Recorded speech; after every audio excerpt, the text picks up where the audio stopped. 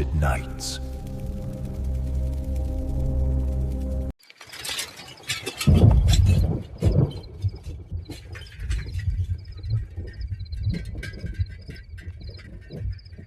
Cycle चलाते चलाते रघु ने एक बार आसमान की ओर देखा। उसने देखा कि राख के रंग का आसमान बादलों से घिर रहा है। चारों ओर की हवा जैसे थम गई हो। उसे समझ में आ गया कि तूफान आने वाला है, लेकिन कुसुमपुर पहुंचना अभी भी बहुत दूर था।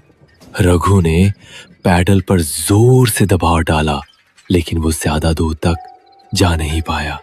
अचानक जोर का तूफान आ गया, साथ ही लगातार तेज बिजली कड़कने लगी और थोड़ी ही देर में मूसलधार बारिश शुरू हो गई। सामने का रास्ता बारिश की परत में छिप गया। रघु ने कोई और उपाय ना देखकर एक घने पेड़ के नीचे शरण ली, लेकिन फिर भी वह बारिश की मार से बच नहीं सका। हे भगवान, इस तूफान को रोको, मेरी रक्षा करो। शायद भगवान ने उसकी प्रार्थना सुन ली। थोड़ी ही देर में तूफान और बारिश थम गई, लेकिन सड़क की जो हालत थी उसमें अब साइकिल चलाकर आगे बढ़ना संभव नहीं था। मजबूरी में रघु साइकिल को घसीटते हुए आगे बढ़ने लगा, लेकिन थोड़ी दूर जाकर उसे समझ में आया कि वह रास्ता भटक गया है।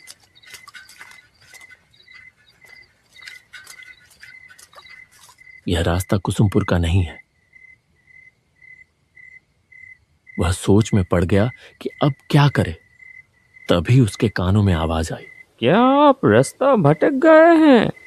रघु चौंक कर देखने लगा। उसने देखा कि धुंधले अंधेरे में एक छाया मूर्ति खड़ी है। कौन हो तुम? मैं रतन हूँ बाबू। लगता है आप रास्ता भटक गए हैं। मेरा मतलब है मुझे कुसुमपुर जाना है, लेकिन नहीं जा पाएंगे। कुसुमपुर जाने वाला रास्ता बंद है। रास्ते में पेड़ गिर गया है। रघु मुसीबत में पड़ गया।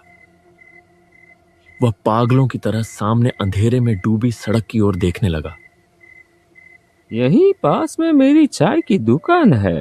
चलिए, फिर से बारिश शुरू हो जाएगी। रघु ने आसमान की ओर देखा, फिर हल्के से सिर हिलाकर हामी भर दी। आइए, मेरे साथ आइए। रघु ने अपने दुविधा भरे मन के साथ उसका पीछा किया, और जैसे जैसे वह आगे बढ़ता गया उसे कुछ महसूस होने लगा।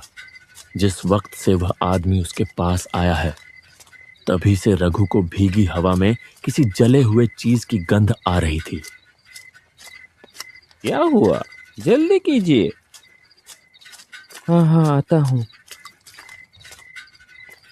साइकिल लेकर वह तेजी से आगे बढ़ा।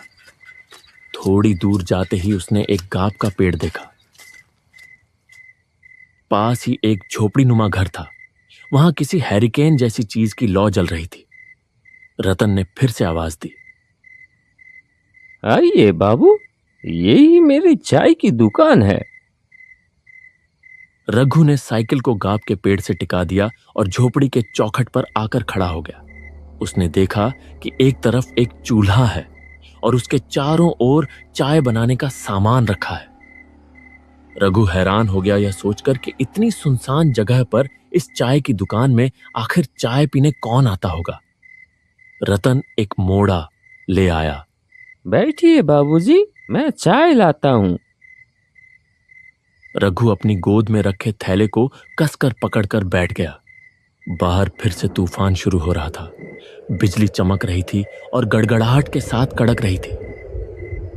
ये लीजिए चाय। आप बहुत भीग गए हैं, ये पीजिए, अच्छा लगेगा। इतनी जल्दी चाय बनाकर ले भी आया। हैरानी की बात थी, हल्की हल्की बारिश शुरू हो गई।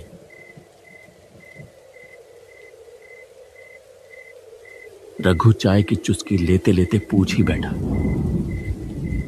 यहाँ चाय पीने कौन आता है? मतलब इतनी सुनसान जगह में। पहले कुछ दूरी पर एक बस स्टैंड था, तब लोग आया करते थे। और अब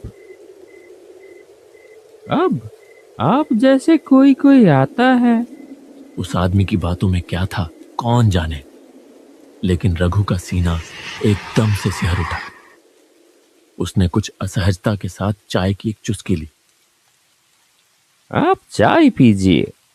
आज रात आप नहीं जा पाएंगे बाबूजी, रात को यहीं रुकना पड़ेगा। रघु ने देखा कि बारिश की बूंदें अब और भी तेज हो गई हैं।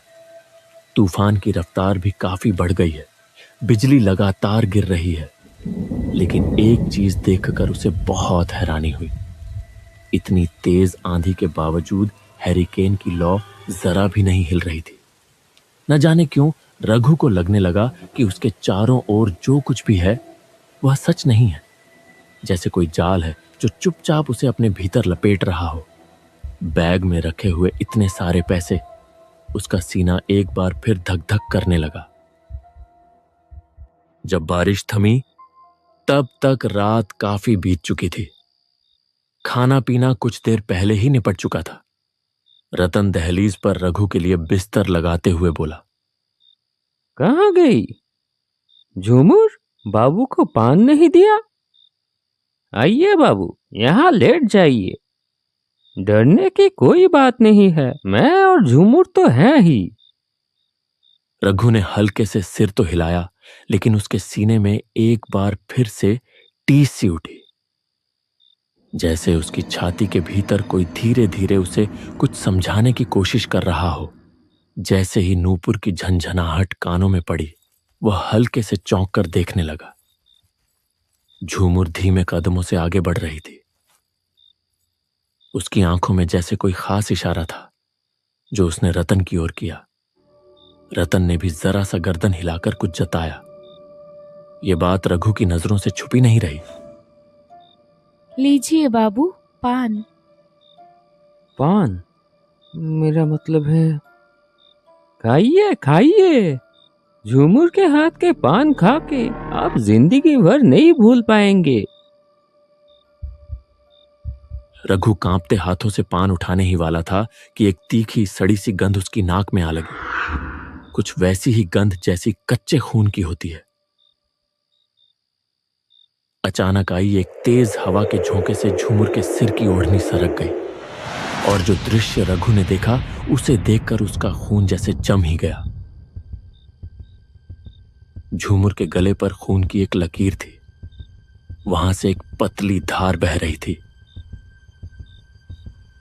झूमर ने तेजी से अपनी ओढ़नी ठीक की और पलक झपकते ही गायब हो गई। रघु ने जैसे मशीन की तरह पान को मुंह में डाल लिया।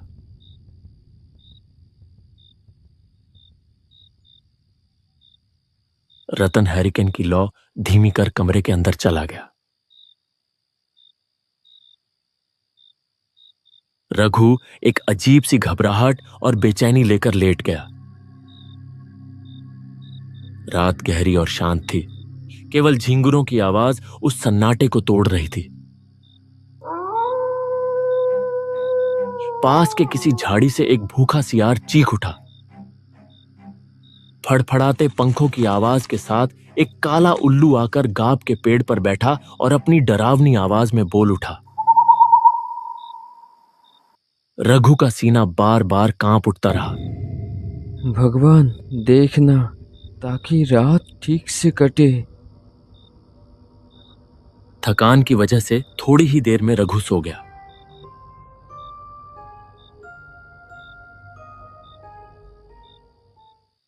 अचानक एक डरावनी चीख चारों ओर गूंज उठी।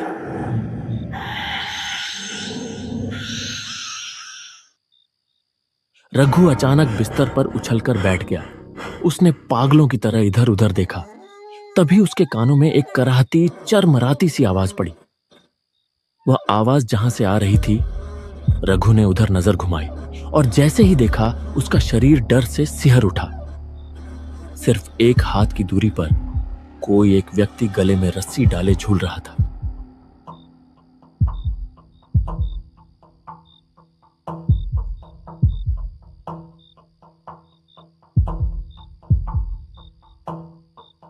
क्या हुआ बाबूजी? कोई बुरा सपना देख लिया क्या? रघु ने देखा कि झोपड़ी के सामने जो आंगन जैसी जगह है, वहां एक लगभग टूटे झुके बांस के मचान पर रतन बैठा है। उसने एक बार फिर धीरे से गर्दन घुमाकर उस ओर देखा, जहां कुछ देर पहले कोई गले में रस्सी डालकर झूल रहा था। लेकिन यह क्या, वहां अब कुछ भी नहीं था। क्या ढूंढ रहे हैं बाबूजी? कुछ नहीं है, वो सब बुरा सपना है। तुम इतनी रात को बाहर क्यों हो? बहुत गर्मी है, इसलिए बाहर की हवा लेने आया हूँ। आप भी आइए ना। रघु समझ गया कि उसका शरीर पसीने से तरबतर हो चुका है, इसलिए वह बिस्तर छोड़कर मचान की ओर बढ़ गया। भीतर दबा एक अजीब सा असहज भाव लिए वह रतन के पास जाकर बैठ गया। तभी कहीं पास से एक निशाचर पक्षी तीखी आवाज में चिल्ला उठा। उस एक चीख ने पल भर के लिए फैली खामोशी को चकनाचूर कर दिया। इतनी गर्मी है, अब नींद आएगी ही नहीं। ऊपर से सपने में आप क्या कुछ देख रहे हैं। इससे अच्छा मैं आपको एक कहानी सुनाता हूँ। 3 साल पहले की बात है। ऐसा ही एक चाय और नाश्ते का दुकान था उसका। सब कुछ ठीक ही चल रहा था, लेकिन इंसान अकेले कब तक रह सकता है। इसलिए उसने शादी कर ली किसी दूसरी गांव की एक लड़की से। उस लड़की को एक नजर देखते ही नजर ठहर जाती थी। बहुत लोग कानों कानों में फुसफुसाते रहे, ये तो जैसे गोबर में कमल का फूल। फूल होगा तो उसके चाहने वाले भी होंगे। खैर, दुकान में भीड़ बढ़ने लगी और उसकी बीवी ने भी हाथ बटाना शुरू कर दिया। उसकी चाय की दुकान में शंकर रोज चाय पीने आने लगा। एक कप चाय पीता था, लेकिन 1.5-2 घंटे तक बैठा रहता। उसकी बीवी की तरफ उसका नजर है, ये समझ में आ रही थी उस आदमी को। लेकिन नई दुल्हन के बारे में ऐसा कुछ सोचने को उसका मन नहीं मान रहा था। इतनी सुंदर पत्नी के बारे में कोई आदमी कैसे सोच सकता है ये सब? वो आदमी भी नहीं सोच सका। ऐसे ही दिन कट रहे थे। एक दिन दोपहर के बाद वो बाजार जाने के लिए निकला। मैं चलता हूँ, आखिरी बस में लौटूंगा। शाम को दुकान खोलने की जरूरत नहीं है। अच्छा ठीक है, अच्छे से जाना। बाजार में खरीदारी करते करते वो समझ गया कि तूफान आने वाली है, इसलिए जल्दी सामान लेकर वो पहली वाली बस पकड़ ली।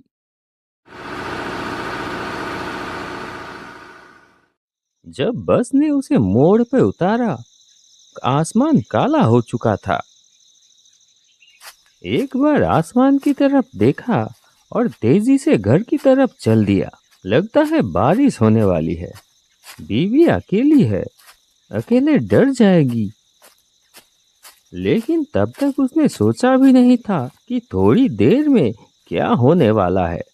आंगन में आते ही घर के अंदर से एक दबा दबा हंसी की आवाज आने लगी।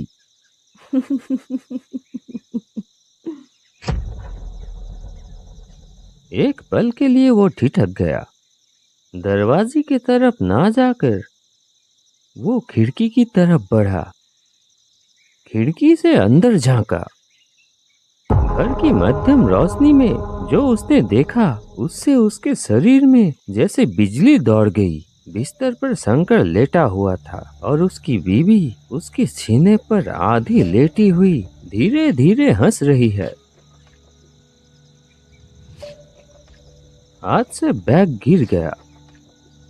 बीवी के लिए लाया हुआ चूड़ियां भी जमीन पे गिर के टूट गई।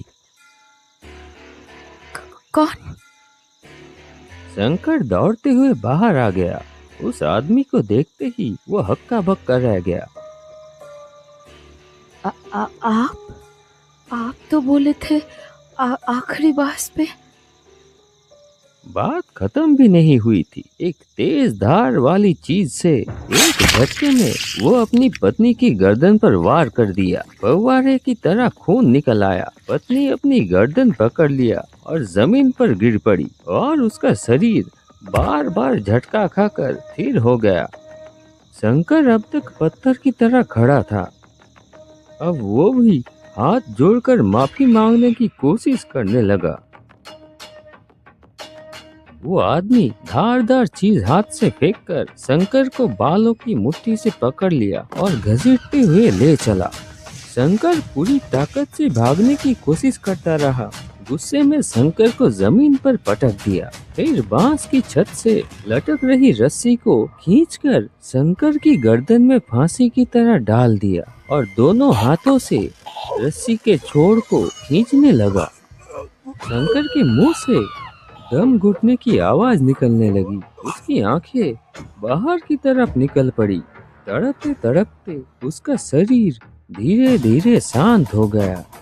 वो आदमी पागल की तरह अपनी पत्नी के खून से लथपथ शरीर को घूरता रहा। फिर गला फाड़कर चीख पड़ा, बीवी, ऐसा क्यों किया तुमने? क्यों किया? आदमी थोड़ी देर बाद उठा, घर के अंदर गया, जलती हुई लालटेन लाकर फेंक दिया बीवी के शरीर के ऊपर। उसने दांत भींच ली, आंखों से आंसू फूट पड़े।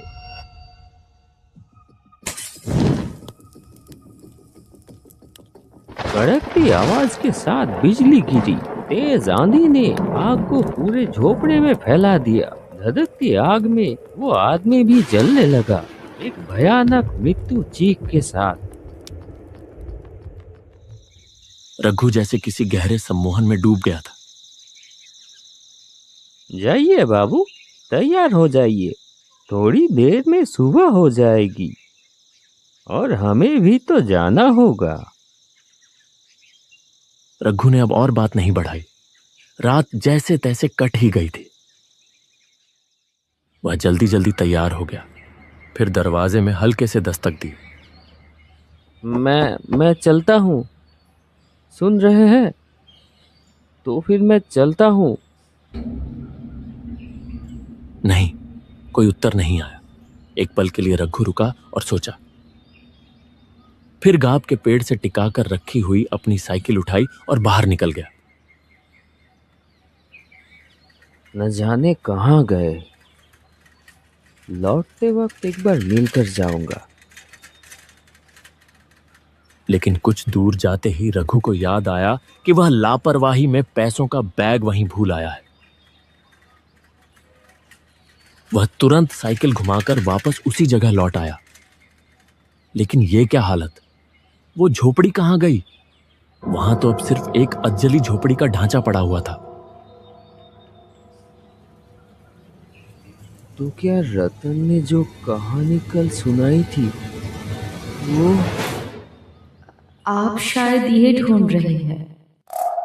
रघु तेजी से पलटा। देखा, उसका पैसों वाला बैग। कौन हो तुम? मैं झूठ। तेज हवा के झोंके से ओढ़नी हट गई। वही सड़ी सी तीखी गंध फिर से उसकी नाक में आ लगी। रघु की आंखों के सामने प्रकट हुआ एक औरत का भयावह खून से सना चेहरा। रघु होश खो बैठा और साइकिल समेत वहीं सड़क पर गिर पड़ा।